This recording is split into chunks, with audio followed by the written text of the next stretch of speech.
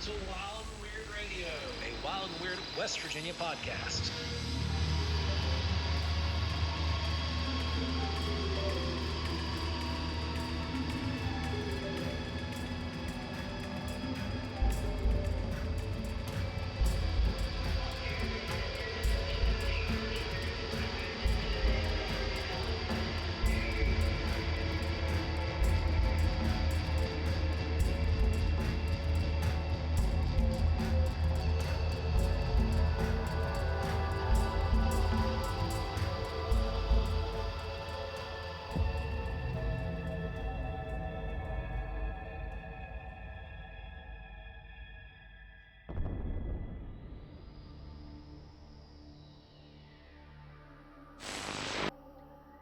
Welcome back to Wild and Weird Radio, guys. We hope you've had a fantastic week. Remember, if you are watching this right now on YouTube, go over and smack that like and subscribe button there. Go ahead and just hit it. Yeah, turn on the alerts. That way, every time we post new content, it shows up. And while you're at it, go over and type in Hellbent Holler into your search bar. That way, you can go and subscribe to the lovely Jessi and Hello, see everybody. all of the content that she's putting out there. There are some episodes coming up that you absolutely do not want to miss. Trust me. So now that part's out of the way. What part? What part? We actually have some decent news this week. Right? Self-promotion's good. There's nothing wrong with that. It's not shameless when we actually admit that we're doing it. No. But yeah. So we actually have a fairly decent news week this week coming in from the news desk, right? Yeah, I think we actually do have a decent news week this week. First on our news, before we go into the official news, we were supposed to be somewhere this weekend. Yeah, we were. But 10 inches of snow said no. Yeah, it was pretty wild. Like, if you guys are from the Appalachian region and you're listening to this, you know exactly what happened in the central Appalachian area and all the way up into the Northeast. We got this incredible snowstorm. And when I say incredible, like, it was average for a winter snowstorm, really. Yeah. But it was on Friday, it was 65 degrees and sunny. Mm-hmm. 12 hours later, it was 19 degrees. Yep. It was crazy. And 35-mile-an-hour winds. Yeah. And snowed nonstop for hours. And we wound up getting 10 inches of snow in roughly 8 hours. And thankfully everything was okay. I mean, the bottom, there wasn't any major catastrophe. Yeah, we couldn't go to the event because we are in charge of taking care of our animals, and we had to be here in case the power went down to fire up generators and whatnot. So that really stinks. And I did hear that a couple people did come out looking to find us. Apologize to you guys, but sorry, guys. We'll see you soon. We'll see you in the future. But yeah, we got to take care of our little guys because that's what helps us to be able to get out on the road to see you guys. Yeah, and it's really a lot of what helps make this happen. Okay, so let's go to the news desk, right? To the news desk. All right. So here we are, guys. Unlike last week, we actually have some news for you all. And one of them was a little less earth-shattering than it could have been. Last week we had an asteroid in the news. There's an asteroid in the news last week, and that asteroid, it changed course, didn't it? And it went away from the Earth. This one, however, did not. It came straight to the Earth, and it was around 3 meters, and it was discovered about 2 hours before it impacted Earth. Yep, it was. So, luckily it was tiny, and pretty much all of it broke up in entry and left us relatively unscathed. It struck the Earth just to the northeast of Iceland. Yep. Boy, so that's a weird place, isn't it? It really is, because it's almost like that place gets hit by asteroids semi-frequently. Yeah. Well, at least they weren't so big that they, reset humanity this time. Well, speaking of which, there's another piece of news that you'll be seeing soon. I don't know if you know this or not, but last week there was a article that came out. I believe it was in Sci-Fi that actually released this.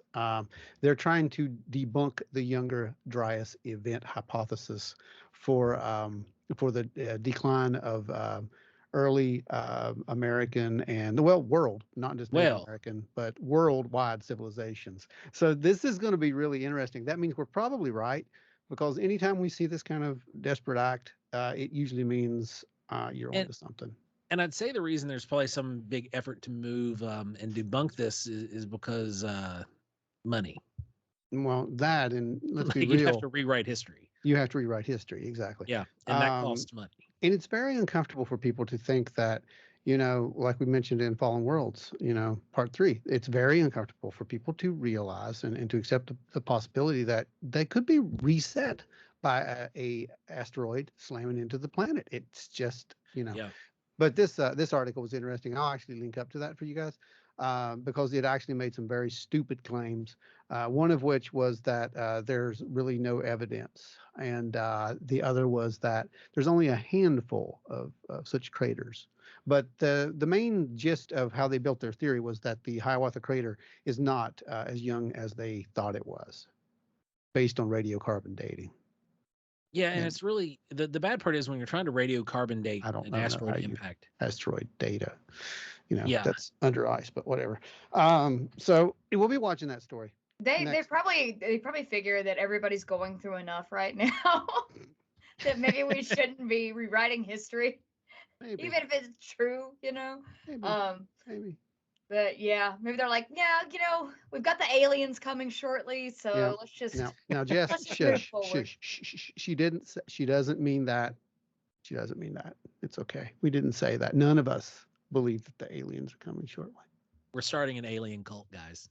No, I'm kidding. Anyway, the aliens are totally coming shortly. Anyway, next story. All right. So next up to bat, again, we've got Brandon Wills on deck, and there was a V-shaped UFO sighted on March the 3rd. That's and there they come right there. See? Yeah, we're already here. The aliens are coming shortly. I told you. Are here. We don't have time to rewrite history. We've got them coming right now. Right. Yep. It's right on deck. So it is totally. Now, hundreds of people are calling this in. It's not some small UFO phenomenon. This is actually a fairly large sighting. And what it reminded me of, actually, it was the Phoenix Lights. Because this was a V-shaped UFO once again. Mm-hmm. Well, I did a little bit on this for you. And at first, I did not believe it, to be honest with you. I thought, oh, this is another one of those internet things, right? However, there are some groups who are trying to debunk it very hard right now. And they are using basically old footage that was a known hoax to credit this to it, to connect it to it. They're muddying the waters. And we know that when muddying waters happens, that usually means we're probably onto something. Yeah. What did you call it? The lie sandwich? Yes, it's like a lie, the truth, a lie. And, that's exactly what it kind of is. muddies it up. I'm going to link to one more relevant news story this week, and that is going to be the discovery of the artifacts at Stonehenge. That's a cool one. That's a really huge deal. Yep. Again, it proves they found stuff that just kind of proves like, well, how did they shouldn't have known how to do this, yet they did. So I'm going to put that up there for you guys because we're running kind of quick late here on the news. Like I said, there's a lot of news this week. So so we're going to get out of the news and go to our main topic at this point. So basically, that was the news, guys.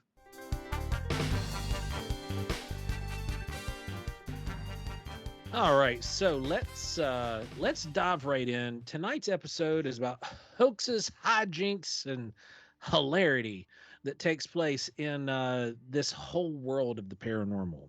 And we've got hoaxes and we've got craziness coming from all angles. If you are involved in the paranormal at all, you know that this is a huge issue. Am I right? No, it's a massive issue. And, social media has only compounded it. It didn't start with social media, so let's be fair.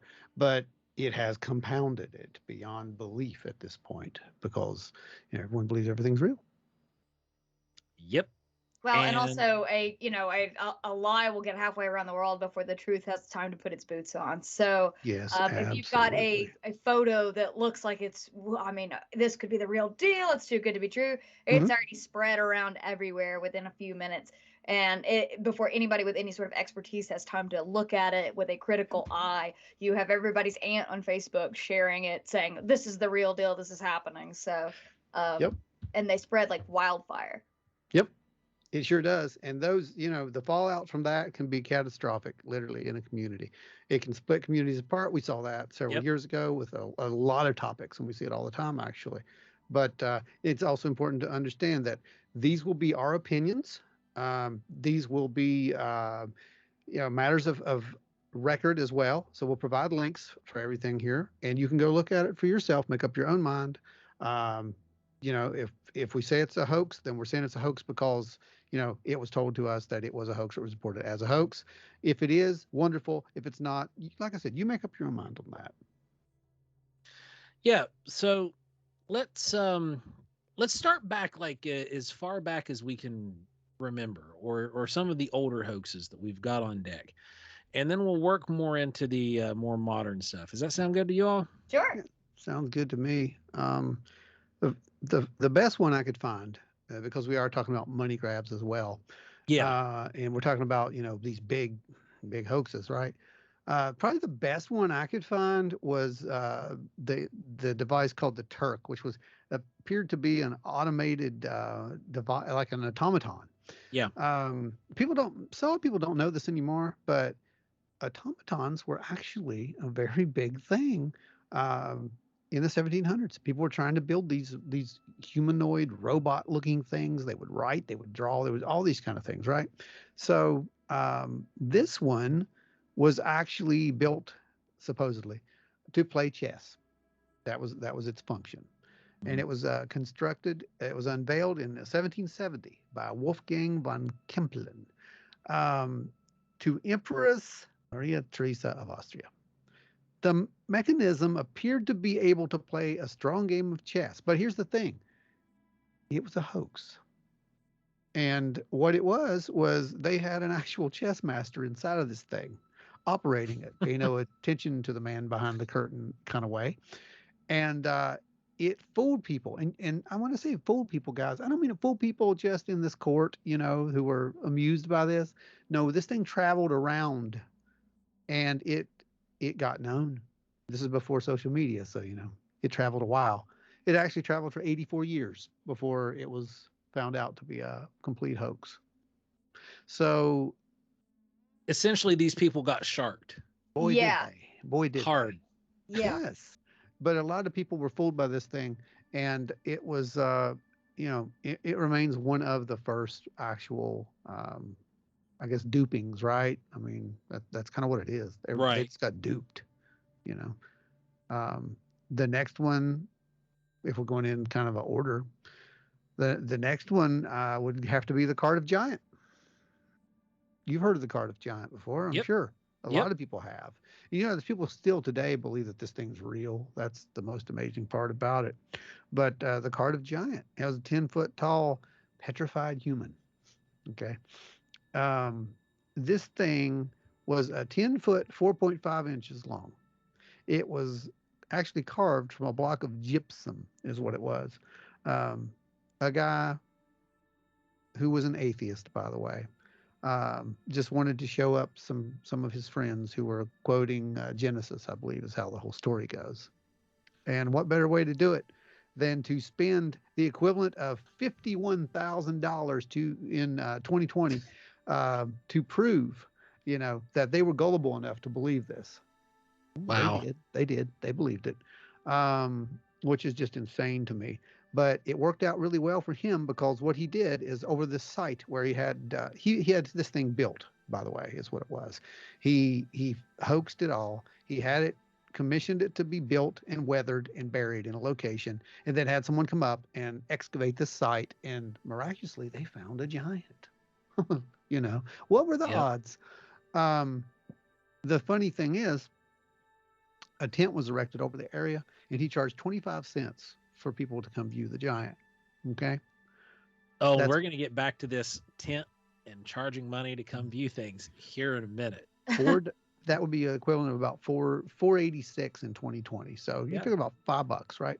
Yeah. And then he doubled the price just a few days later, and people still came and saw this thing. It got Well, so because popular.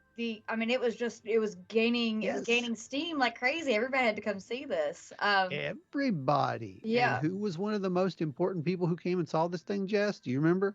P.T. Barnum. That's right. Yep. P.T. So, Barnum. who was famous for a few of his own little gaffes. So, like Absolutely. the Fiji Mermaid and everything like that. That's right. The Fiji Mermaid. Yes. He offered $50,000 to buy this thing, and they said, no, we're not selling it. The owners of it said, absolutely not. It's not going anywhere. So what does Barnum do? He has someone build one. He and makes then his own. Yeah, he makes his own. And he says, hey, ours is real. There's a fake. And this is where the controversy actually began with the Cardiff Giant, because some believe there was a real one, and Barnum kind of, added this. It's that whole lies sandwich thing. Well, and almost the Cardiff Giant story, and Jess, you'll probably I know you're familiar with this story too, and there's a lot of resonance here with the Cardiff Giant and the Minnesota Iceman. Yes.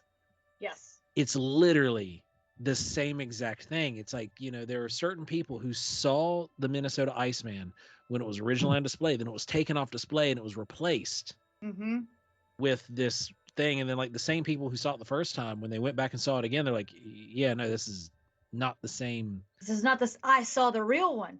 Yeah. Real one has been taken. Yep. And so it's like the same exact thing happening. And we see this so stinking often. Like this is part of a real money grab hoax, right? Yeah. Is the switcheroo, they get you in, you see it, and then, oh wait, well no, mine's the authentic one, not the one that's over here. Or, well, the one that's on display now isn't the authentic one. That was just the new one's there just for display because the odor was getting so bad we had to remove it. Like those kind of things just boggle your mind. Now, it boggles your mind only in the sense of, why do people pay to go see this thing? Like, that's my big question. Like, yeah, okay, sure, you get one person in, but like, we now know how social media works, right? People go into these clickbait articles, and all you have to do is go to the comments. Yeah. If you don't want to fish through like 48 pages of literally the same rewording, like trying to take a 2-sentence article and stretch this thing into 48 pages. That's what I want you to do. So I want you to loop and switch all over the place. All I got to do is go to the comments. So, these folks aren't signing an NDA about what they're going in and seeing, right? They're going in, they're seeing this thing, and then they can immediately leave. Like, yeah, this is total bullcrap. This is garbage. And everybody else is like, oh, okay, yeah, I believe this guy. But no, they're like, I want to go see it for myself. Well, every time I'd go to the fair, I would always go to the oddities tent, and I would definitely pay and go into that every year, no matter what. Even if it was the same thing on display as it was last year, I would still go. So they had one display where they had this boa constrictor body that was preserved, like a taxidermy coiled around boa constrictor body. The head was removed, and there was a hole there that a woman would put her head through the hole, and she would sit in the box underneath. And so it was the woman with the snake's body, and she would talk to you, and you could ask her questions. I would go every year. It didn't matter. I know it was all fake, but I'd still go. I mean, and it's not that everybody is just fully believing all of this is real, but it's fun to have a lark, Yeah. True. I can see some of that, but like you're going to a carnival, it's a spectacle. Right, you're expecting spectacle. I'm at the carnival. But like, we're gonna get to it out in a minute. But just setting up a van out on the street, be like, come look at my stuff in the van. One, that sounds like a trap. That's creepy, dude. It is, but I'll it go look at happened. the stuff in the van. I'm game. I'm game for it. Yeah, but you have big knives. I mean, I'm you know. game Jesse, for it. when you go missing, we'll try our best to find you. You probably ran away with some circus man in a van. Who knows? All right. So what? Now, you can actually go see the giant today at the Farmers Museum in Cooperstown, New York. So if you'd like to go and take that little road trip and go see the giant today, it is on display. Is that the real giant, Jess? It is, right? Is it the P.T. Barnum giant or is it the real giant? Do we know, Jess? It's the real fake giant, not the fake giant. Okay, so, gotcha. Yes. It's the real authentic fake giant. All right. It was purchased by the Historical Society of the area for $30,000. So, and put into the museum. So the price really dropped on that giant. Yeah, it did. Really did. Well, the more you got more giants flooding the market, the price of the original giant's going to go down. So it's basic economics. Supply and demand. Basic economics on giants. Yeah. If people start buying the giants up, the price goes up. It's just like gas. Yeah. I'm just saying.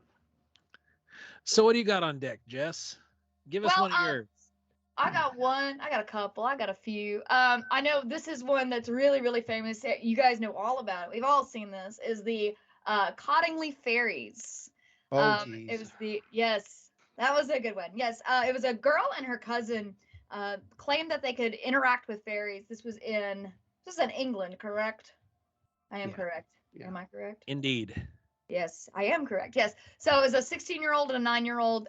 They would go out and they would play over in the wooded area in a creek near their home, and they came home and they would tell their mother and their father that they'd seen fairies. So the father of one of the girls was an amateur photographer, so he lent the camera to the girls because they were like, I will take pictures of them. So they came back and they actually had an amateur dark room in the house. They developed the photos and everything. So the photos came out and it was the girls playing with fairies. You know, there's fairies all around the girls, and the father just thought it was just absolutely ridiculous. It was a complete farce. The mother got really invested in this. She was from South Africa. She actually ended up sending some of the photographs to friends in South Africa, and she actually started exploiting this whole fairy thing and giving talks on fairies and the whole deal. Eventually, the girls admitted that it was all a hoax, that they had actually taken a popular children's book at the time, had drawings in it of women dancing. They had taken the drawings, copied the drawings, added wings, set them up with hairpins, and then took the photos and developed them themselves and everything. But it was such a believable thing, but it was like the first edition of Photoshop, I guess, when it comes to these hoaxes. But there was also a gnome photo that they did where one girl was with a 20-inch gnome, and it was jumping into her hand. But there was a lot of people that really, really believed in this actually happening. And you can look at it today, look at these photos and be like, yeah, no. But at the time, a lot of people had not seen anything like this. So they absolutely believed that these were photographs of fairies with these little girls. See, that one was one of the ones that was just really, really neat because I think they were one of the first that took the photography play. Yeah. To their, which is basically their modern use of the technology at the time. And the way that they could use forced perspective to make these things, that's brilliant for little kids to figure that out. I would love to see what they could have done if they went and did a modern day work with a production house, because they were already thinking in that wavelength in their head. Look, if we put this in the frame here, we can make it look like we're actually holding it, or that it's in this position, but really it's only 2-3 inches from the camera and we're just back here. Yeah. I mean, that's phenomenal craftsmanship, really, when you think about it. It's just really, really cool. It's a really, really cool hoax. As much as I hate hoaxing, that one is it is. There was some serious work in that one. So that's smart thinking for back then. Yeah. And that one, I'm kind of just as a maker, as somebody who likes to create the illusion on a table to sell, that kind of thing. Yeah. As an artist and making stuff, I can look at that one and be like, that's pretty good. Yeah, that's pretty clever. Yeah. Yeah. And unlike the Fiji mermaid, the Fiji mermaid, Like, I don't know, man. That's a classic. Come on. oh no, it's a classic. Yeah, I Oh, 100% yeah. agree. It's a classic, but Oh, yeah. man, it's so bad. Oh, it's terrible. It's Yeah, so it's bad. absolutely terrible. Don't get too close to the Fiji mermaid. Let's just back away and take a look at it. Yeah, it's okay from far away. All right, I'm going to throw one on the table here. Most of my hoaxes that I'm going to be talking about, surprise, surprise, are going to be Bigfoot related. No. Because we are going to beat the squatch out of it. Uh-oh. One of them is just kind of in jest because it is part of Bigfoot history. And this goes all the way back. We're rewinding the clocks back to the 1960s and Ray Wallace. I'm sure you guys are familiar with the term or the name Ray Wallace. And those of you who are part of the Bigfoot community know exactly what we're getting ready to talk about here. And that is the Ray Wallace wooden footprint stompers. Oh, yeah. I mean, they really are a big part of Bigfoot history. I mean, you had this guy living out in Northern California going out and stomping around logging projects in these big wooden stompers just as a joke, just being goofy, right? Not really meaning to take off and cause it to explode, at least allegedly, causing this whole phenomena to blow up. But when you have these Ray Wallace tracks, you see the very first handmade tracks that were stomped in. There was this weird, it's like a double ball in the foot, like where the normal ball would be. There's like this weird crease. That was kind of the Ray Wallace signature in all these tracks. And he had, I think it was around a dozen different ones in various sizes, but they all had that double ball and their toes were all real squared and blocky because they're just crudely carved out of wood. But it did trick a lot of people because they were seeing these tracks and they were like, whoa, what is this? What's going on? And Ray held that secret for a long, long time. And he had mentioned it to a few folks here and there, but after he died was really when it blew out of the water because his son, Michael, found out that this dude's garage, he had all these Bigfoot tracks and didn't know that his dad and his uncle had been really just playing jokes. And I think it was his cousin as well, who was Ray Wallace's nephew. We're going around playing these jokes and pranks, and they were just having fun. And it came at much the chagrin of some Bigfoot researchers at the time. And but when it came out and these tracks were busted, so to speak, a lot of it sent shockwaves to the Bigfoot community until you got into people who were actually savvy about track casts and studied the track casts in depth. And I'm working really hard on trying to get a copy of a Ray Wallace foot stomp, like just a plaster copy, not one of the actual wooden ones. Those are all at Cliff's place. But I'm wanting to get a copy of one of those just to have it. Currently, we've got pictures, but they have this real blocky shape, and we'll provide some photos here so you can take a look at them, and then alongside of another print that isn't this wooden amalgamation stomper that was made up. So it did shock some people though, because suddenly this goes back to like, there's stuff in the China Shop Museum out at Bluff Creek that was clearly made by some of these stompers, and then there's prints that were from the PG site that were pristine, and they clearly were not made by a stomper because of the flexibility and the locomotion that is depicted in the foot. And not every one is exactly the same. If you've got a wooden block footprint, you're gonna have just copies. It's just gonna be like a print. Like I said, it's a printing press basically of footprints.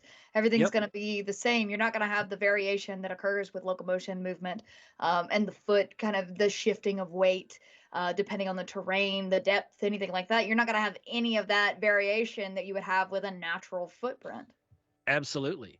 And that was brought up by Dr. Meldrum, and he said that he was skeptical about Bigfoot. This is Jeff speaking, until he saw the prints. And because Jeff Meldrum, as you guys know, he's an anthropologist. Anybody who's listened to the show, if you're listening to this show, you probably know who Jeff Meldrum is. But he is the anthropologist out at Idaho State University. He is one of the guys who's over the relic hominid inquiry papers that get published. But he said that he was skeptic about Bigfoot until he saw the prints, and then he began collecting and analyzing them, and some are easily identified as hoaxes, but others defy explanation, like Jessi was saying, that, you don't have these stomper-like feet every time. You see these different mechanics at work. You see toe splay and different weight dispersion here and there.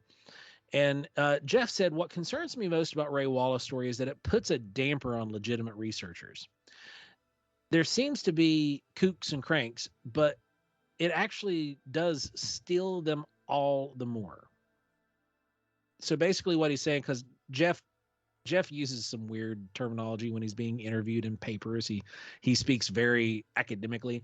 And he said that essentially instead of Bigfoot researchers looking like kooks and cranks, all the Ray Wallace stuff did was really just solidify them even more, because now they say, look, yeah, this is a hoax. Look at this print. Look at this evidence. This is a stomper. This clearly isn't. And it really was just a big part of history. Now, it never made any money. So this wasn't one of those hoaxes this seemed to be just something he did goofing off and playing with people based off of legends that he had heard. So a lot of people attribute Ray Wallace as being the creator of Bigfoot, but he very much did not create the myth, the monster, the legend. That goes way back into the Native American lore. They're the ones who give us everything that we didn't really have up until the last probably 40, 50 years. There wasn't a whole lot of work being done into the native aspect of Sasquatch legends. Mm-hmm. And it predates Ray Wallace by ages. So, like I said, we would be remiss without touching on Ray Wallace here when talking about hoaxes, because that probably is one of the bigger hoaxes in the Bigfoot world. But man, we got some good ones coming up soon. And sometimes it's kind of interesting to think about that. That when you have something that you have a lot of real activity going on and real phenomena occurring, that sometimes these hoaxed prints or this hoaxed evidence is placed as a red herring in a way, right? Or as something to muddy the waters and draw any sort of credibility away from actual activity that's going on. And that's, like we discussed this earlier, and we've discussed it time and time again, the lie sandwiches. If you've got a piece of truth and somebody is trying to take you away from the truth, you give them the truth, but then you also throw in a few lies, and then that is used to discredit the truth. Mm-hmm. Yep. Absolutely. And some of the best hoaxes in history are like that. They really are. And these aren't just hoaxes in paranormal world. They're hoaxes that take place in sports, hoaxes that take place all over. So Ron, what do you got next? I think probably what has been called the greatest hoax in history is the one that I will go with next. And I know it's the greatest hoax in the history of ufology. Yeah. And that would be the alien autopsy. You guys remember the alien autopsy? Oh, yeah. I remember that came. I was a kid when that came out. I'm wanting to say I was in 3rd grade, I believe. And I remember sitting on the couch and glued to the screen because it came on right after X-Files. Alien Autopsy, Fact or Fiction, narrated by Jonathan Frakes. And who's Jonathan Frakes? Well, it's Commander William Riker, and who else could you get for this? I mean, this was 1995. Number 1. He's not number 2. Number 2. He's number 1. He's a red shirt. Wrong. You don't know what happens with red shirts. No, not with that. Not with. I know, not with him. He stayed around forever. No, they changed all that. He broke the red shirt rule. Well, they all, Next Generation kind of broke the red shirt rule. But anyway, yeah. So they got, they got Commander Riker to come on because, Next Generation was hot at the time. So what happens is this guy comes out and he says, hey, I have this footage that I acquired. It is from 1947. And he bought it off of someone. This is the alleged story, not the real story. But who even knows what the real story is with this one? This one. You talk about a lie sandwich. This is a triple decker. So he buys the footage, or so he says, and it shows an alien autopsy, grainy footage, just an alien laid out, and they're dissecting this thing, and there's all these issues with it, but and people bought it. I mean, they literally bought it. This thing showed once, and it showed again, and I forget what the number was, but the ratings on this thing, I think it was 11.7 million viewers. That's insane. Yeah, it really This wasn't streaming, guys. This was no. broadcast. People they plugged this show for weeks prior to release. They did. And it was huge. Like, I remember asking my mom specifically to let me stay up later just so I could watch it. And she thought she's like, you're gonna be too scared. You're gonna be too scared. You don't know what this is gonna be like. And so she sat there and watched it with me. And like, we were both on the edge of our seat, because like, modern day today, looking at it, like, knowing what I know about materials and special fabrication of stuff, I'm like, yeah, that is foam rubber. Yeah, well, he eventually in 2006 he says, "Oh, look, okay, so maybe we just recreated it based off of something off of a film that I had originally seen that I don't have anymore." So it comes out that after it makes its grand debut, in '95, that this guy comes out and he says, "Hey, I shot that. I created that. It was fake." Yep. And this is where it gets weirder, because now you're going to get into that last image part, because this footage had been seen all around the globe, guys. 33 countries, okay, had this thing had been shown, and Santilli sold his footage to the stations across the planet. Yep. After which, fellow filmmaker Spyros Melaris debunked it, and this was 2018 is when he debunked it. And I've been watching Spirous' site ever since, and it's pretty crazy. I mean, there's a lot of people who still believe this thing's 100% real. He showed how it was built, what material, everything to this point, and people still believe it. But there's a good reason they believe it, because there are people who want it to be true.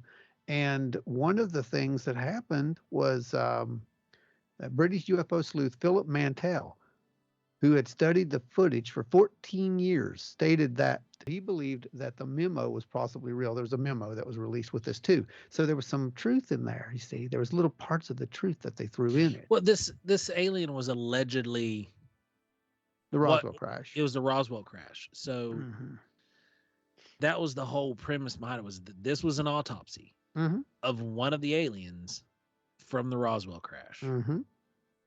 Yeah. Now, in another weird twist on this, and this one happened, and let me see. The story has taken a fresh twist. Leaked memo had been obtained by aerospace billionaire, guess who? Robert Bigelow. From one of his physicists, Eric Davis. Think about that for a second. The memo alleged that the CIA scientist named Kit Green was debriefed 3 different times during and after his tenure at the CIA on topics relevant to UFO and Roswell incident of the alien autopsy. The memo is believed to have been circulated from the archives of the late Edgar Mitchell. See, a lot of stuff they tribute back to Edgar Mitchell. I don't know if you've noticed this or not, but after that guy died, a lot of stuff, oh, well, Edgar had it, or, that's where some of the supposed material from the crash site came from. So Edgar was just kind of the catch-all of the one you blame for everything. Oh, he's not alive, so it must have been him. Let's blame him. But anyway, after Kit left the CIA, he was called into the Pentagon by a person in uniform. The person showed Kit the alien autopsy photo and reports that he had on it. And the photo of the alien cadaver that Kit had seen were consistent with the cadaver in the 1995 Santilli film video. As per the report, Green went on to provide a professional evaluation of the footage in January 2001, and a summary of his report stated, the alien autopsy film video is real, The alien cadaver is real, and the cadaver seen in the film video is the same as the photos that Kit saw in 87 and 88 Pentagon briefing. So there are those who believe that this thing was just kind of like a red herring, like you said. It was just, there was enough of it in there to make people question things and throw off the trail of it actually being real, that there was actually a footage that may have gotten leaked at some point. And then you have these big productions like this that actually just use this for their advantage, like something like the Blair Witch Project. You know, they promoted that as being real. A lot of people thought that was real. And then, you know, it really started the found footage phenomenon. The found footage phenomenon. Something like the McPherson tape. Yes. So yeah. And like you can watch that, and that, I mean, it seems real. You know, if you watch that, it seems real. If you didn't know any different, it, you know, there's a plausibility factor there. Jessi, every day someone argues on a forum somewhere that that's real. Oh yeah. Every day. No, it's true. But yeah, these people believe this stuff is real, and that's the thing. They want to believe it so bad that they gravitate to this stuff. And hey, what better? You know, I mean, when I watched that back in the day, I thought for a second it was real too, guys. Yeah, but it was really convincing because it was very convincing. It was before high def existed, so like you got to remember this is coming across an old tube TV. Yeah. And there was no HD. Everything looked grainy back then. It was just, we were like, oh wow, this is really super clean and crisp. Yes. If you look back at it now and watch it in its original resolution, you're like, do I need glasses? Mm-hmm. Yeah, it looked grainy, and you're also showing footage that was grainy because it was black and white footage that was shot to make it look old and grainy. But yeah, guys, I mean, this one really to this day still reverberates in the ufology community. And it still manages to do what I've always said that some of these things are designed to do. They split the community. Yeah. And you want to talk about a money grab? This thing had a 14% share, which means that 14% of all revenues generated from viewership dollars that were being paid to Fox by advertisers. They got 14% of it. I can't wrap my mind around the dollar amount that would have been. Made them enough money to buy the X-Men. It did. It did. It really did. So Jessi, what do we got next? You know, in addition to, you know, the alien part of Hoaxes, the Bigfoot parts of Hoaxes, there's something I want to I'll touch on just a little bit, is the spiritualism, just the fanaticism of spiritualism that happened at the turn of the century and then post World War I. And spiritualism was huge. It was absolutely huge because you had all of these people dying from all of these diseases, and then World War I hit, and then all of these young men were just killed in World War I in just these horrific ways, and these people never saw their family members again. So they wanted a way to kind of connect with them again. So spiritualism just caught on like wildfire. So the beginning of spiritualism was before that, however. It was with the Fox sisters, and they claimed, it was 3 sisters that claimed that they could speak to spirits, and they held seances in their homes. They actually had very lucrative careers out of this. It was later on in the years that one of the sisters actually admitted that they could pop their toe joints to create the rapping sound, and she even demonstrated it. But after that happened, the farce was up, and the sisters ended up all dying in just abject poverty, because even after she recanted this confession, it didn't matter. Their reputation was ruined, and their whole thing was just completely bunk at that point. However, the Fox sisters are still regarded by a lot of people who are involved in mediumship right now as the founders of this spiritualism and mediumship movement that occurred with these more formal seances, and how everything is more of in a formal way, even though they were considered bunk after that. And one of the biggest things, one of the coolest stories is about Houdini was obsessed with debunking spiritualists and mediums. He was absolutely obsessed with it. One was telling him that his mother was coming through and was giving him messages from his mother, and his mother but the messages were coming through in English. His mother didn't even speak English. So he knew that this was all just BS and it was just something to exploit people.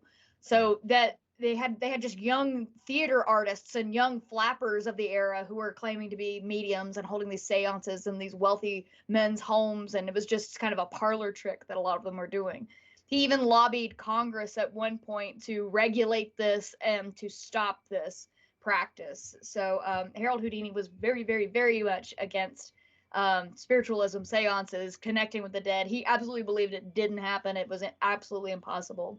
Houdini was a huge debunker in his day.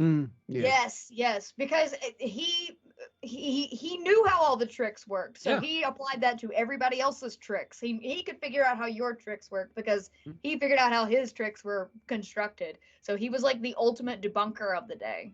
Yep. Mm-hmm. It's kind of what we do with CGI stuff. It's the same thing, you know? Right. It really is.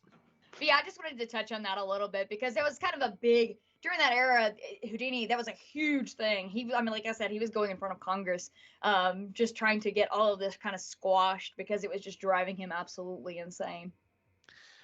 All right. So it is now officially time to start beating the squatch out of some of this stuff. And it is going to be a doozy. So we're going to run through. Well, you know, before you do that, let's talk about just real quick why people even create hoaxes, Joe. Okay. Because I don't think we really we touched that. You know, I mean, we've hit it.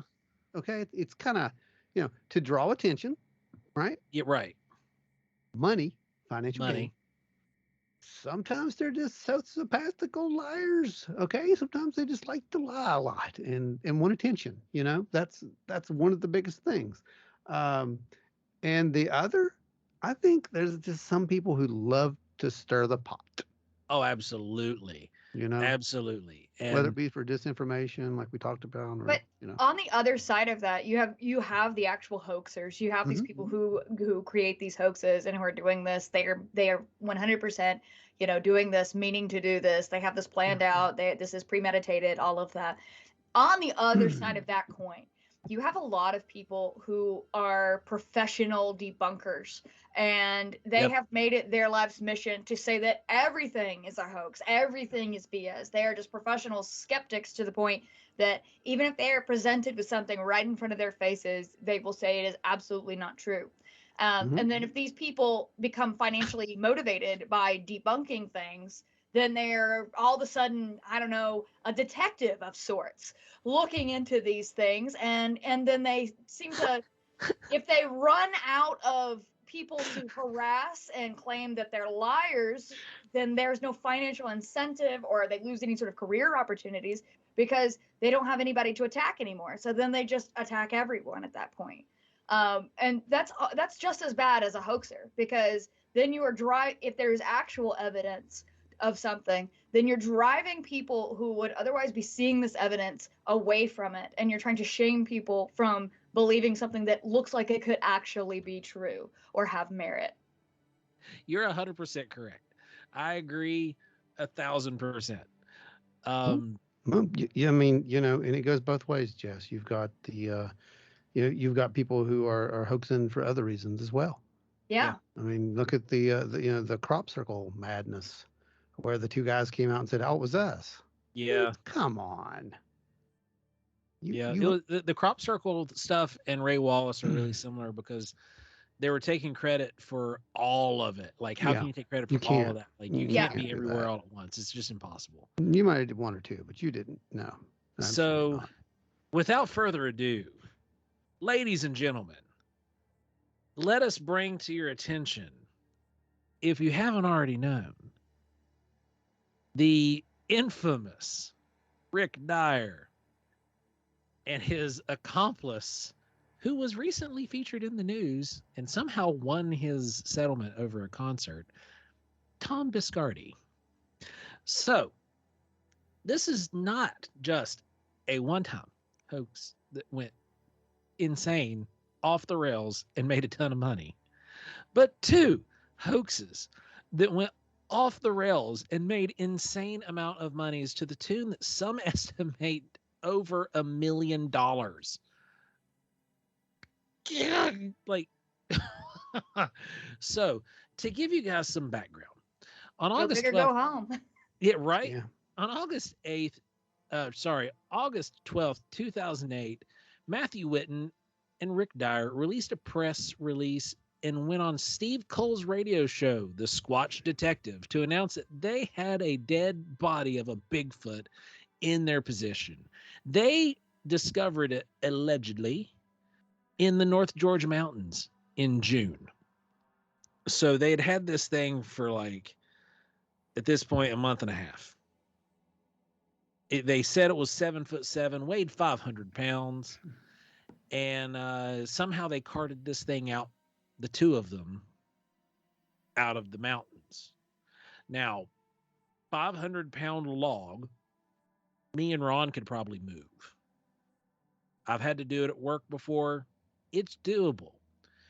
500-pound sandbag, on the other hand, I'm starting to lose my confidence in the fact that I can move this thing because it's just dead floppy weight. Now, so that right there. How'd you get it out? Well, they called Tom Biscardi, and he joined them in a news conference stating, "Last weekend, I touched it. I measured its feet. I felt its intestines."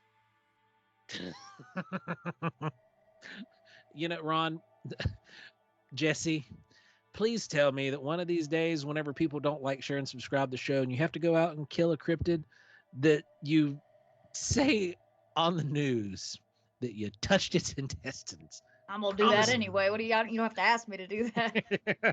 Just that's on the agenda, baby. Right? That's on the agenda. So it blew out of proportion. They started carting this around, sending pictures out to people, taking real grainy video, and went around to conferences, like Bigfoot conferences, and then it just went off the rails. Now, later on, Jerry Perino, the owner of a Halloween costume retailer, he designs and sells costumes called the Horror Dome, said that the costume was actually his. Like he visibly recognized his own handiwork. And after viewing the pictures of the Bigfoot, they began inspecting it. So it was confirmed that the corpse was in fact a costume stuffed with possum roadkill entrails and slaughterhouse leftovers. So they went as far as, I mean, it's a B for effort, at least, right? It is. It's a B for effort. I got to give them that much. They went and said, you know what? Let's go get some guts, and this possum will do. Like, if you went to the slaughterhouse and you got leftovers, why would you need possum guts as well? Like, that just kind of seems like, hey, there's a possum. Let's throw this in there. I don't get it. So that was it. National Geographic actually got their attention, right? So this went so big, it went all over the media. National Geographic caught a hold of it, and they called it a hoax. And then they also referred to it as a short-lived one. The whole affair only lasted a few days, but they went on so many news stations. They went on the early stages of some of these podcasts that still exist out there today that went from radio to digital media. They went and just had a time with it, and it got blown up in their face that it's fake, and it became a smudge on Tom Biscardi's reputation, because he was this bigger than life, somehow more I guess you would say vocally passionate about Bigfoot than even Matt Moneymaker. Because he'd gotten in fights, he'd like had all kinds of craziness. It was a big mess. But it didn't end there. Rick Dyer in 2012 is filming a documentary. I suffered through this thing for you guys, just so you know. And not just once, but twice, because I watched this documentary probably in 2016 for the first time, and just cracked up. Which one is it? Shooting Bigfoot? Shooting Bigfoot. Oh, I watched it. Yeah. And Yes. it is a roller coaster ride, is it not? Oh yes. That Yes. poor dog, for one, that got like snagged up by something, that was just awful. But Yeah. anyway, digress about the part that's were real.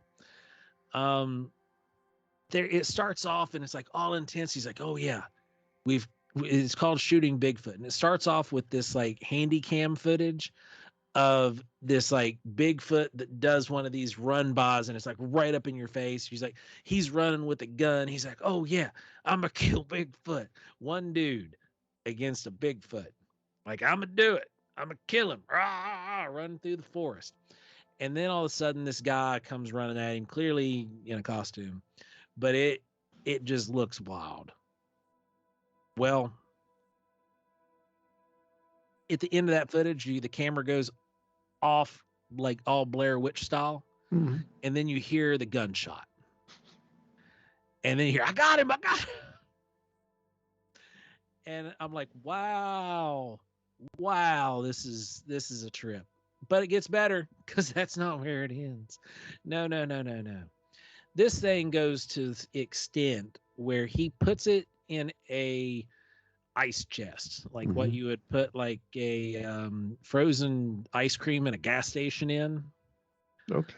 And starts carting this thing around in a box truck, saying Yeah, that makes sense.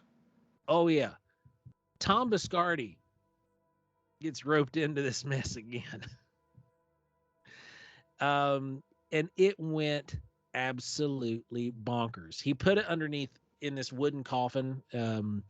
It was the thing that you keep the ice cream in, like I was talking about. It had this wooden coffin around with plexiglass over it, and it just was crazy.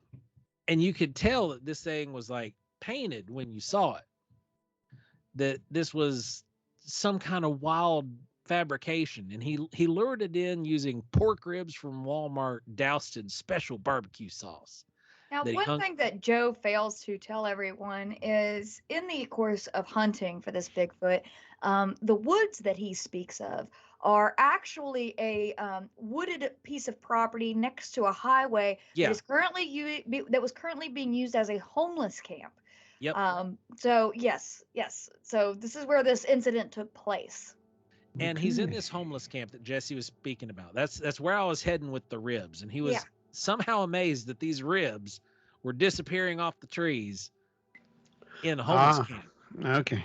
Yeah, because that's not what you expect. Well, he starts hanging out in the documentary with one of the guys that he runs into that is allegedly part of the homeless camp, that comes out being not really part of the homeless camp, but part of his documentary. However, the dog, I hope to God that something really did happen to that dog that was a freak accident, like it got tangled up with a coyote or something, and not that they like stabbed this dog and ripped its hide from its back quarters, because that's just He then takes this whole show on the road, charging people to come and view the body of Hank. He named it Hank. He went to Daytona, set up, started selling tickets. Then he went all over Florida, went to all over the South, really. He covered Florida, Georgia, Alabama, Mississippi, Louisiana. And this thing was just, it was a sideshow attraction, just like we had talked about earlier, where you paid money to go in and view this thing. And he said that the thing had this goes on. Jeff Meldrum viewed it. We spoke about Meldrum earlier. He said the thing had clearly been fabricated to depict a specimen that has been dissected. It smacks of images of alien autopsy. Dun, dun, dun. Wow. So this thing, like Jeff said, it reeked of the alien autopsy vibes, right? Well, come to find out, this whole thing was a ruse. Surprise! No. With the characters involved being Rick Dyer and Tom Biscardi, wow, how would it not be a ruse? Especially seeing after the 2008 hoax. And mind you, the 2008 hoax was one of the big heavy layers on the 2012 nonsense. People were like, well, wait, didn't you just hoax this thing? Yeah, but this one's real. And that's all it took, guys. How does that happen? What's your take on this? Where's your opinion, Jessi? Where does one begin? Right?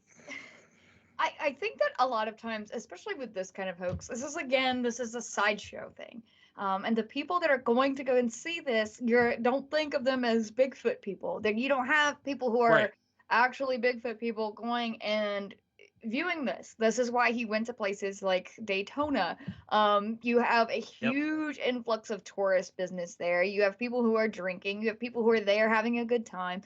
They've got a little disposable income, and they're going to walk through a tent and look at a frozen dead Bigfoot. That's why this was as, I guess, successful as it was, like financially successful, you know. But you know, this is not a thing where you have actual Bigfoot people who actually think this is legit in any kind of way or know anything about this guy. He's just some guy to all these people who has a Bigfoot, you know. So it's just a curiosity. It's a goof for a lot of people, these people, to do this, and it's not bad at $10 a head. You know, yeah, I'll go see the frozen Bigfoot. Whatever. You know? Here's $10. Yeah, but $10 adds up over time. Yeah. But it, of course, something like that makes to anybody on the outside of the Bigfoot world, it makes them think that we're all just these scammers and these just gullible, either gullible or that we're all scammers and liars and that we're all this. But you know, that happens with everything. That's why you have, you know, the skeptics will be like, the Bigfoot world needs to clean their own house. It's like, nobody believes this dude. Right. You know, like nobody that is actually into this thinks that this is legitimate. This is just another sideshow, but it's a P.T. Barnum. Rick Dyer is not.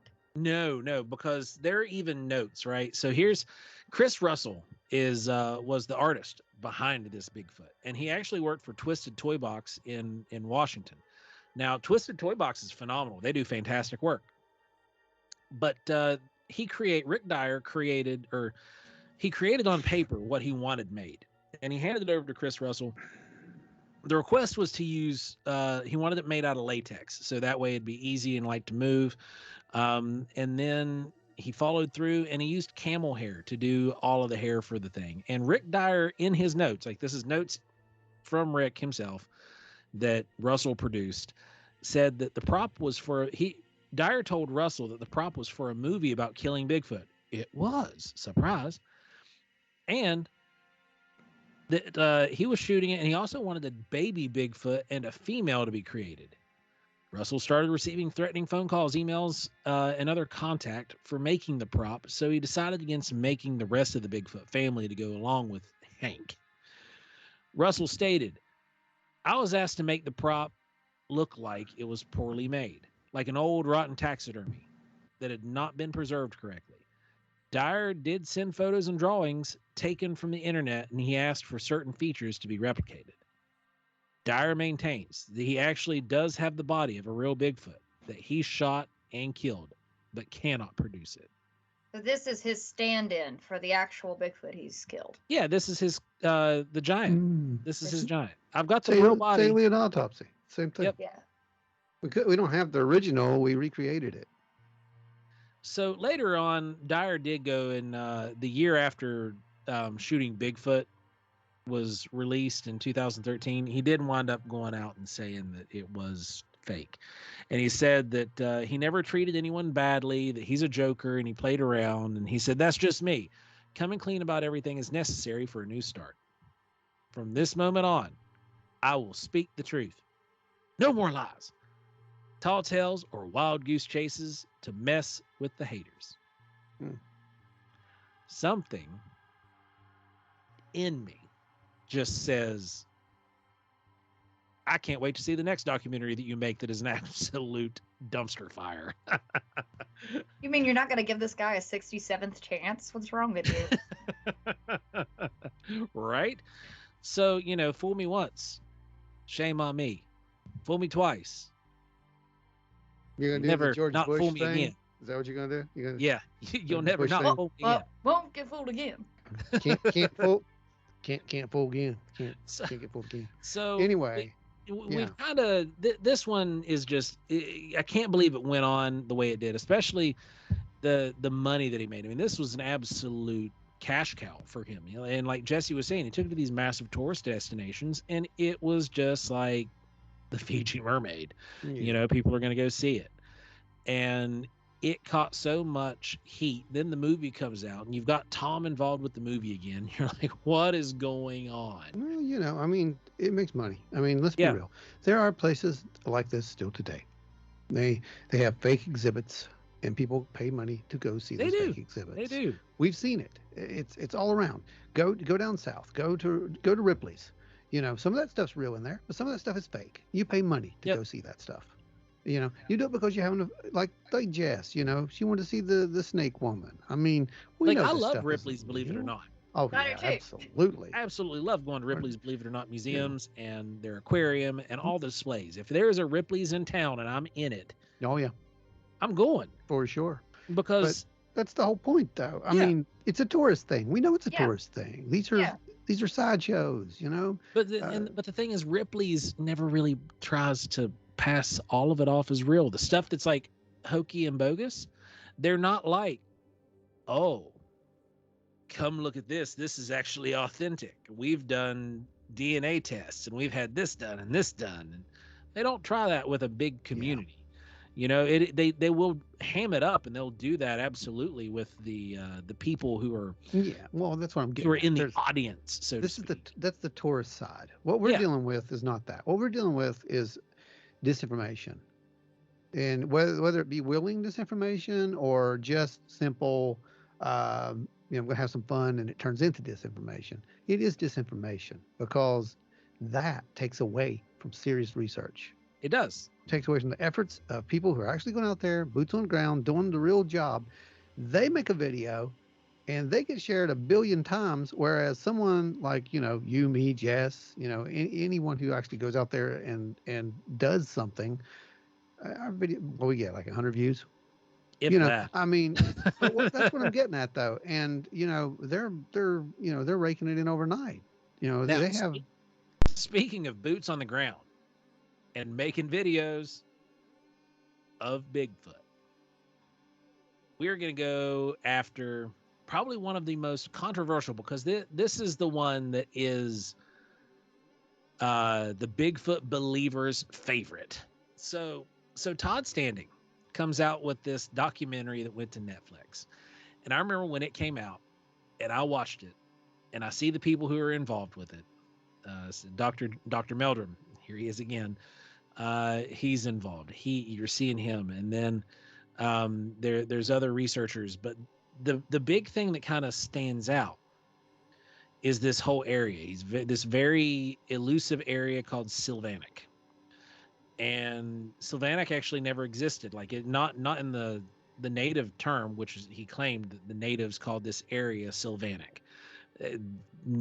No, there are actual tribes people who came out and said, yeah, no, that was gibberish. That we've never called that area that. Yeah, we hunt in this place. It was a historic hunting area, but this is not like the land of Bigfoot. And I remember he was on Finding Bigfoot. You can actually go back and watch this episode on Discovery Plus. There's the Todd Standing episode, and he did this whole thing where it was a big switcheroo, where he told the guys that he was going to take them and the TV crew out to Sylvanic, show them the Bigfoots, get them all that stuff. You know, this is Finding Bigfoot. I'm going to take you right to Bigfoot. We're going to find him. But then when they actually get on site, because normally there's a few days that take place in between the town hall meetings and then you're actually on site. Sometimes it's a week. So when it comes time to actually meet up, he meets them and he says, okay, now we're just going to film this, and this area kind of looks like Sylvanic, but this is all going to be recreation. We're going to go Bigfooting here because there has been some Bigfoot activity. But if you really want to make it till Sylvanic, we have to belly crawl for 6 days to reach into this area, and we have to move in super stealthily. And Cliff Barrickman at that point was just kind of like, yeah, okay. And this doesn't add up, because he brought him out there, but then the episode goes forward and they have to use him because they'd already lost so much time. So they had to use this area, and it was an area that was kind of Bigfooty. You're in British Columbia. It's what part of that area is not going to be squatchy? I hate using that term, but talking about finding Bigfoot, it just kind of comes out. So, then this documentary releases, and when this documentary releases, I'm watching it very intently, and I'm seeing some stuff, and on the camera, there's certain things I was like, oh my, but then there was other things I was like, oh my, and I immediately went to Ron's house, and I said, Ron, we're gonna watch this video, and Ron's like, why? Yeah. And so we watch it, and Ron's just kind of like, I don't know, and I'm like, yeah, dude, I don't know. I was amped up about it. I was super excited. So, what was your first reactions when you were seeing the movie, Jessi? So Because you seem to have like some different thoughts, like which is good. Well, I don't like. Here's the thing, is it's when I first saw this film, I was like, oh my god, this is it, and then I was like, yeah, I have questions. I have a lot of questions. That was me. And Ron can tell you that's exactly, because when Ron showed Ron, I was like, Ron, he actually got Bigfoots on camera. Yeah. I was like, this is amazing. And then I'm like, but at the same, I have questions. And then, this information about it's only accessible. This is forbidden knowledge. This is a forbidden place. When we're supposed to go to this forbidden place, it's a little sketchy. That, are you supposed to go through this portal into another realm or something like that to achieve, that's what it seemed like when he talks about this place. That is exactly what he makes it seem like. Right. And then but didn't he take Les Stroud there, or claim to, or did he pull the same thing for Les Stroud, or? Les Stroud was actually the one that busted the Sylvanic thing. Okay. Yeah, he's the one that because he did his own independent research on Survivor Man Bigfoot. Yeah, which was absolutely an incredible series. Yeah, that is what inspired part of Velvet Holler to even come to existence, was Survivor Man and Les Stroud's. It was absolutely Bigfoot phenomenal. Series. That is what absolutely inspired me to do Hellbent Holler. So, that was fantastic. So he did a thing with Les Stroud, and so what became of that? Well, there is currently these just got released last year, right, on YouTube. He did director's cut Finding Bigfoot, where he's actually narrating over it. So if you go back and you watch these new commentary, like he breaks away, kind of like how we are having a conversation right now, and it's him sitting in his yard, and he's up in a little corner. You can see him, and then he's watching the videos with us, giving this narrative, right? Mm-hmm. And he's the one that actually busted the Sylvanic thing. But Les did have his own experiences on his own, and well, oh my gosh, those are crazy. Yeah. And I believe 100% that those were authentic Bigfoot things, because it was when he was actually filming for Survivor Man, had no reason to be Bigfoot nothing at that point, and he even ignored it and didn't mention it. So anybody who hasn't seen Survivor Man Bigfoot and the Survivor Man Bigfoot director's cut, go watch those. Phenomenal. You will not be disappointed. So anyway, we get to this point where we're looking at all this stuff. The visuals start coming into question. Todd at one point was a very, very well-respected individual in the Bigfoot community, and he was finding evidence, real evidence, I believe was real evidence. He had captured a couple of videos. Jessi, you're going to probably know the video I'm talking about, with the one where the creature runs up the hillside at breakneck speeds on a near vertical incline. Uh-huh. That one, mind-blowing. Yeah. There's a person cannot, like even an experienced rock climber, cannot traverse that kind of a landscape as fast as that thing did. And there's no speeding up of the camera. There's nothing like that. There's no digital faking. There's no CGI. This is actually something blob squatchy and blurry as it is, bolting up this hillside. It's an actual figure you can see. It has a size to it, mass to it. Absolutely. And see, what happens is he has some of this footage, and I think after being out of the limelight, he's trying to create, or in my opinion, I really think that what he was doing was recreations of stuff that he had actually experienced but could not replicate. I think that's the waters just get really muddy there with Exactly. something like that. And I think, honest to God, that's really truly what happened. I don't think that he was out trying to really pull the wool over everybody's eyes. But then as this thing started to evolve and come into form, it transformed from dramatic recreations into this Presented as real evidence. Yeah. Documentation. This is actual fact.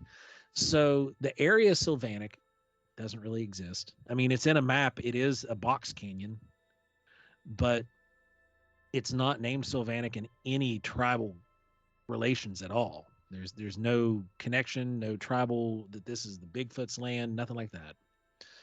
But anyway, where it really started falling apart for me was I was looking at some of these photos, and some of you guys know, some of you don't. With the stuff that Ron and I do with Wild and Weird West Virginia, the business side of things, there were some skills that did need brushed up and sharpened. So I enrolled myself 3 years ago in the Stan Winston School of Character Arts. Now, that said, when you start looking at this photo, this is a felted face. The eyes are real bad taxidermied eyes. You can actually, if we can actually find I think I have it saved somewhere. So we'll be able to insert the file that I have saved, because it's really hard to find the high def photos now, because a lot of the high def photos have been wiped. And what those high def photos are, they're screen grabs of some of the higher resolution video that was shot and captured. But a lot of, like I said, a lot of those get scrubbed from the internet, and you get these real pixelated ones that, like, you look at it, you're like, oh, I can't really tell that that's felt. Yeah. Or that there's a scratch on this eyeball. When you look at the human eye and the sun's hitting it just right, you do see the glint of light coming off of our eyes. That's something you can see right now with us. If we're sitting here, you can see the glare off Ron's glasses. You can see the light reflecting off Jessi's eyes. You can see the light reflecting off my dome. And that's natural. That happens. It's physics and light and how it all just communicates to our eyeballs. Now, in these images, you can actually see scratches on this taxidermied eye. That, you won't see that on a human eye. It's not, if there's a scratch on an eye like that, then that means there's severe eye damage, and you're not operating that eyeball in a normal way at all at that point. So this is a plastic taxidermied eye, and the felt is stretched real tight around the face, and it almost looks like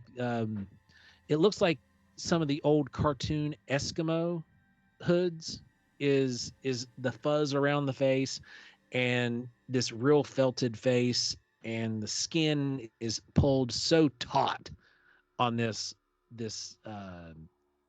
mannequin that it just loses its realism. And there's also, in the really good resolution photos, you can see a stitch line right here under the nose, where the nose fabric has to meet with the upper lip, and it doesn't quite do it just right. So there's a little bit of glue that you can see, the residue there.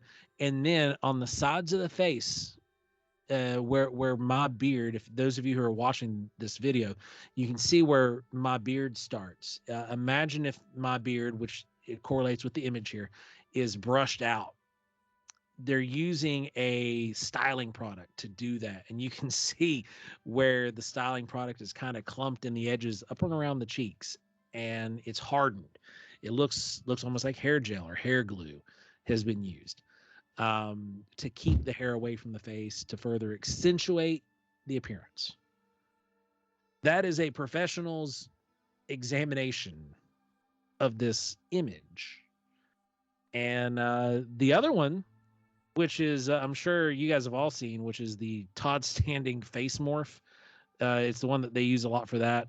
And there's a lot of people who actually claim that Todd was in a suit himself, or used some kind of After Effects or something to make himself pictured to turn into a Bigfoot. Have you seen that one, Jess? Yeah. I'm actually looking at these photos right now of these, because I remember seeing the movie. I was just looking at some higher resolution photos of each of these as you're talking about it. And I hope the audience takes a look at this as well, and can kind of decide when they look at this what they see there. I know that these images are very, very famous images throughout the community, but I'm sure there's a lot of people who haven't seen these before. Yeah, especially some of the higher resolution photos, because like I said, some of them have been scrubbed, and then there's some of them that were outright. Todd even said that the one of the more auburn Bigfoot, that it was actually cleaned up in Photoshop to remove branches from obscuring the face. Now, Ron can tell you as a content editor, as a video editor, that when you remove branches that are obscuring the face in a frame, what do you have to do underneath? You have to replace it. And to replace it, you have to have something. You have to have a sample section to pull from. So that being said, it's not how Photoshop works, guys. Right. So which is it at that point? And there's a whole lot of controversy. Actually, just recently, the lawsuit that he had put in to protect Sasquatch, and it was being entertained for years, got dropped by the Canadian government. They just loosed it. But so Jess, what's your take there? What's your takeaway? Because like I'm curious to hear what your takeaway here is, because this is probably one of the more infamous modern day Bigfoot things. And this is also something that this is not the Rick Dyer fake, you know. This is if these are, I don't know. I think your theories might be closer to the truth than anything else, that there was something going on, there is something going on, and that it may have gotten enhanced a little bit, or a lot of it, and that some of these dramatic recreations may have been, you know, pushed forward as actual evidence. But what's interesting about the younger looking one in the photos, the more like light colored Sasquatch face, is it's complete, like you said, the complete smoothness of the face is very strange. Anything that's out in the woods or out in the elements or out in anything, it's, you know, you have 25-year-olds who live pampered lives who have rougher faces than this animal does, or this creature does. So that's kind of a red flag right there. So like I said, I'm kind of with you on the whole thing, is that it seems like there were things that could have been happening, and then they could have been in a dramatic recreation kind of taken too far at that point. And another thing, why I understand regional differences and regional like the way biology works. You're going to have things that look different from region to region. The morphology will change a little bit, but these two were supposedly in the same area. They are such a stark contrast in appearance. Yeah, and it's that they had like different roles in the clan, is what it was. One was a watcher and one was something else. I'm trying to remember. It's been a while. I think one was a watcher and one's a sentinel or something. Yeah. The physiology is completely different in these things. And now, coming from a naturalist perspective, or biological perspective, the one that looks younger, the felted face with the taxidermy eyes and whatnot, what is the biological advantage for the hair to be the way it is around the face? We don't see that in anything except for like macaques, maybe. Yeah. The macaques have that, but not to this degree. Like, this is with these monkey species, you see a gradual build in of hair that turns into like a beard and, you know, frames out the face. This is like sudden. Like, there's this smoothness, and then boom, you have Chewbacca hair, like thick hair that's just suddenly there with no gradient, no build out. Like, this is all the fabric I had left. I don't think that the Sasquatch is going to the barbershop to get lined up on a regular basis. So yeah, because it looks very edged up, right? Yeah, he's got to get his edges done. So Ron, when you watch this video, when I forced this upon you, You forced a lot of videos on me from time to time to watch. That is true. That is true. Yeah. And looking at these images, what do you think? Dude, I mean, because there's been a lot of money made off this as well. There's been a ton of money. As far as it goes with it and several others, I think they all fall in the same line. It's not really my place to say it's real or it's not real, but my opinion is it's not real. Could it be a recreation of something? Yes. Can I explain it away with CGI and with, yes, I can. And with practical model making? Absolutely. What's the motive? That's Yeah. the question that has always come up. What's the there motive? were big names attached to this. So what's the motive? Who's behind it is what I'm trying to get at. The motive originally was to create a protected status for Sasquatch. Okay. That was the motive. Is a pure-hearted motive. Mm-hmm.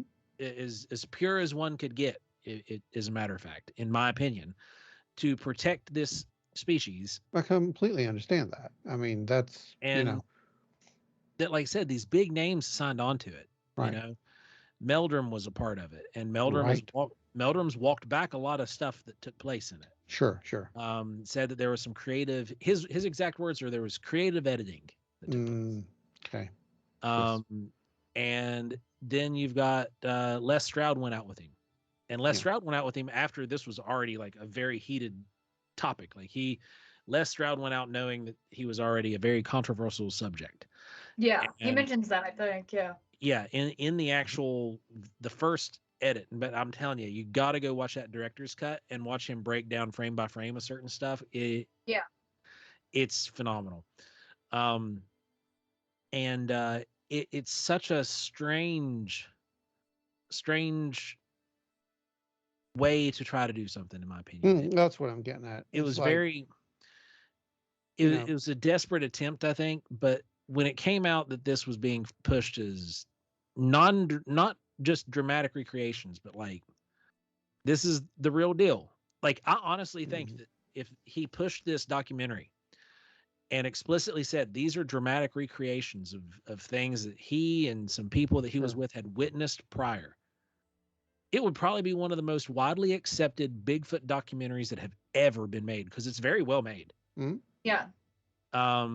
There's some craziness with him riding around on a 6-wheeled ATV where he is just doing the exact opposite of trying what anybody should really try to do going Bigfoot hunting. Yeah. Because there is absolutely no elusiveness. There is no belly crawling for miles. He just 6-wheeler. Here we go. Yeah. And but I really do feel like that this came from a place that wasn't that of the typical hoaxer. Sure. But different people have different motives, I mean, that's I was thinking about Ken Walker and his Bigfoot recreation, the taxidermist. And I was looking at the photos of that. What was that called? Big Fur was the documentary. Big Fur, yeah. It's excellent documentary. Ken's a great guy too. Yeah, and his recreation, he took a lot of information from witnesses and stories and everything, and he created his female Sasquatch taxidermy recreation, and it's absolutely fantastic. And the fur pattern makes more sense on something like that. It's because his understanding of anatomy, physiology, and biology, animals. Yes, just animals in general. Yeah, and he's worked with them for so long that he understands that, and the textures. Multi-time world champion. Yes. He understands like textures, and something that is going to live in the woods that has long hair, that it's going to have matting or anything like that. It's not going to be, necessarily the Aquanet look so much. So it that does, maybe comparing those to each other kind of raises some questions, that you can say that we know that Ken Walker's is a fake, but it's a better fake. You know what I'm saying? Yeah. For something that is being claimed to be something real. Absolutely. Well, I think you pretty much beat the Squatch out of all that. Yeah, and it wasn't probably what some people were expecting who are listening to the show right now and heard us say Todd standing. because some of the Todd Standing stuff, if you're online, oh man, it gets They're ugly awful to fast. him. That's why I was kind of like, you're like, oh, we're gonna go after it. I was like, yeah, just don't, I mean, No, yeah, it some gets people are just ugly. very, very aggressive and awful. And I'm glad that you mentioned earlier that maybe his motivation behind this was something that is a positive motivation, more of a positive motivation, a something that's good for the whole thing. Maybe it was just the path taken was not the correct path taken. Yeah. I mean, that's where I sit. And normally when I see these big arguments that involve standing online, I do normally jump in. I don't shy away from it, and I share my opinion. And then I also share what I just shared with all of you guys. That I really, Todd Standing at one time was one of the more respected names in the Bigfoot community. And because of this film, it completely changed all of that. But people ask our opinions. We've been asked this on the Wild and Weird Talk page dozens of times. What do you guys think about Todd Standing? What do you guys think about Todd Standing? Now you guys know, like, I really do think that this was something that went and got out of control. Yeah. Well, when something hits the social media, dude, it takes on a life of its own, regardless of what its author may have intended ever. So that's something you also have to remember. A simple post can be misconstrued and turned into a complete firestorm by both sides. Absolutely. But to this day, Todd vehemently stands by his footage that these are authentic Sasquatch filmed in the wild. Okay. So I don't think so, personally. Very strong thoughts against that. Who am I to disagree? But, whatever. I mean, people are going to believe what they want to believe, my friend. Yeah. There's still people who believe the alien autopsy is real. So there's that. Absolutely. So, guys, Jessi? Yes. I think we wrapped her up. All right, we wrapped her up. Go ahead and send us out. Okay. Thank you, guys. As always, thank you so much for listening and watching Wild and Weird Radio. As Ron stated before, these are all opinions that we have. These are all just a discussion we're having. This is not meant in a mean-spirited way or anything like that, but this is just the reality of the business that we're in. And the topic that we cover is there are people who will hoax these things. There are people who will exploit these things. But that's not necessarily a smear on everybody who is involved in the subject. I think we need to take everybody with a grain of salt that does this. You need to ask questions. You need to review the evidence, no matter who it comes from. I think that is the most important thing that you need to do here. But thank you guys for listening and joining us for this very interesting conversation. You can always follow me on Instagram at HellbentJessi. You can watch my videos on YouTube under Hellbent Holler. You can check me out at hellbentholler.com. You can check out the guys on Instagram. Joe is at Skinwalker Sculpts. Ron is Lanham Ron. And you can always join everybody over at the Wild and Weird discussion group. I think the name evolves every couple of months, but it's a big old group over there, and you can find it just by searching Wild and Weird. But there's, I want to thank our news aggregator fella. Was that Brandon? Yep. Mm-hmm. Yes, Brandon, the illustrious news aggregator. He's doing an amazing job with that. And make sure you follow us on everything. Keep up to date with all the new stuff going on, all the new cool little pieces of art that Ron is making and Joe are making. This is all just a constantly evolving thing. It has encompassed all of our lives at this point, and we really, really appreciate you guys being a part of that. So make sure you go over to wildandweirdwv.com and check out all the new stuff going on with the guys. And I think that's it, other than you better like, you better share, you better subscribe, and you better tell everybody you know that is into the weirdness of the world about Wild and Weird Radio. So guys, you got anything else? Joe, you want to threaten any kind of baby Bigfoot or anything like that? Go ahead, Jeff. Guys, without your likes, shares, and subscribes, one of us will have to travel into the land of Sylvanic. No. Oh God. Not me. And hunt down this Aussie bear Bigfoot. Nope. I'm good. And bring it in, alive or stuffed. So like, share, and subscribe. Protect the Fozzie Squatch. Stay wild and weird, everybody. Thanks, guys.